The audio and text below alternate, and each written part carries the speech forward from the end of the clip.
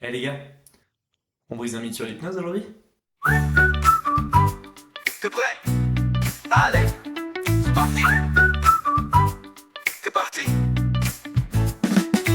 J'ai souvent affaire à des gens qui me disent Ok, je veux bien essayer l'hypnose, mais j'ai peur de perdre le contrôle. Oui, parce que l'humain a un besoin fondamental d'essayer de garder le contrôle, alors qu'on ne l'a jamais. Pendant mes séances, je mets un point d'honneur à bien discuter avec la personne avant de les mettre en hypnose. Pourquoi? Parce que je veux qu'il y ait un lien de confiance. S'il n'y a pas de lien de confiance, il n'y aura pas une bonne hypnose. Et avec une bonne hypnose, bah déjà, on va beaucoup plus loin. Pourquoi? Parce que cette personne, elle va comprendre que je ne veux pas lui faire faire le canard sur le bureau, ou alors que je ne vais pas lui piquer sa carte bleue.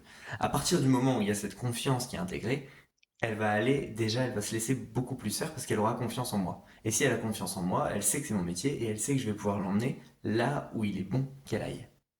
Maintenant, est-ce qu'on perd le contrôle quand on est en hypnose? Non. On est dans un état second, on est dans un état modifié de conscience, mais on ne perd pas le contrôle. Et pourquoi? Parce qu'on a établi un objectif. On a établi un objectif justement pendant cette première partie de séance.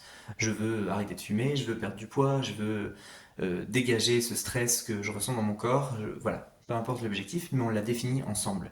Et c'est là où il y a une différence entre perdre le contrôle et aller vers son objectif, même si on ne sait pas trop comment faire. Et c'est là où moi, j'interviens pour guider cette personne vers cet objectif. Maintenant, en hypnose, on ne perd pas vraiment le contrôle. Quand on voit des hypnotiseurs de spectacle qui font des spectacles d'hypnose, ils vont prendre les meilleurs cas, les cas qui sont les plus facilement manipulables. Alors je mets vraiment ça entre guillemets, mais c'est voilà, tu vas lever ton bras va devenir droit comme du métal, etc. Parce que les esprits sont déjà forgés pour pouvoir faire ça. Maintenant, quand on voit à la télé des hypnotiseurs de spectacle plus connus qui font faire le canard ou alors faire des amnésies, bah, on est sur des personnalités qui sont avec cette énergie-là. On va prendre Jarry, on va prendre Franck Dubosc, Michael Youn. C'est des gens qui aiment faire des conneries à la télé, qui aiment se montrer. C'est des gens qui font déjà ça, même quand ils sont en conscience. Moi, je vais pas vous amuser, je vais pas m'amuser à vous faire faire ça alors que c'est pas votre style. Si vous n'êtes pas du genre à faire le canard sur le bureau, je vais pas vous faire faire le canard sur le bureau. Je vois pas l'intérêt et ça aidera jamais votre objectif. En revanche, vous restez conscient. Vous entendez ma voix tout du long, vous pouvez sortir de la séance si vous voulez, vous pouvez rouvrir les yeux, vous pouvez vous gratter le nez, vous pouvez éternuer, vous pouvez faire tout ça lorsque vous êtes en hypnose. J'ai même beaucoup de gens qui me disent après la première séance, bah j'ai pas l'impression d'avoir été en hypnose. Et pourtant, il y a des signes, moi que je connais et que je vois, qui permettent de détecter si quelqu'un est en hypnose.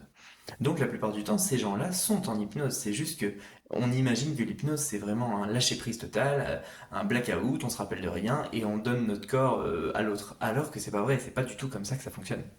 Et moi, mon but avant tout, c'est de vous rendre indépendant à ce genre de pratique. Moi, mon but, c'est pas que vous reveniez pendant 8 semaines d'affilée. Moi, c'est pas du tout mon truc. Moi, si vous venez 3, 4, 5 fois grand maximum pour la même problématique, c'est vraiment, vraiment le maximum. Donc je n'ai aucun intérêt à ce que vous perdiez le contrôle. Mon but, c'est vraiment pas que vous soyez dépendant à ce genre de pratique ou même à ma pratique à moi. Moi, mon but, c'est que vous gardiez le contrôle et que vous le récupériez, justement, que vous soyez encore plus dans votre contrôle, mais un contrôle sain, pas un contrôle qui vous obsède.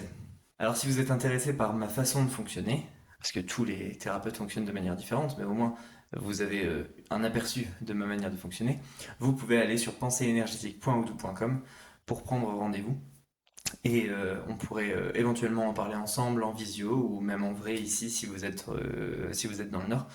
Et ce sera avec plaisir que je partagerai avec vous et éventuellement pouvoir vous aider à retrouver un meilleur contrôle de vous-même. Bonne journée!